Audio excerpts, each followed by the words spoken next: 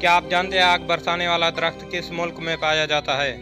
मतलब कि दरख्त के अंदर ही आग लगी रहती है। आपको सुनकर हैरानी होगी, दरख्त के अंदर आग लगी रहती है। आप देख सकते हैं इस दरख्त के अंदर कितनी आग लगी है। ये कुदरत का अजीब करिश्मा है।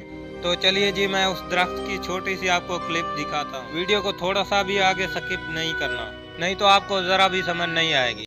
लाइक कीजिए इस वीडियो को, चैनल को सब्सक्राइब नहीं किया तो सब्सक्राइब कर दें और प्रेस कीजिए बेल आइकन ताकि आने वाली वीडियो सबसे पहले आप देख सकें। ये आप देख सकते हैं कुछ इस तरह से आग लगी रहती है इसमें। मैंने जब इस वीडियो को देखा तो मुझे हैरानी हुई इस वीडियो को देखकर।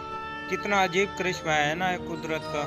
और क्या आप जानते हैं ये कौन सी कंट्री में है, यानी कि किस मुल्क में है? ये मलेशिया की कंट्री में है। क्या आप चाहते हैं ऐसी वीडियो और देखना?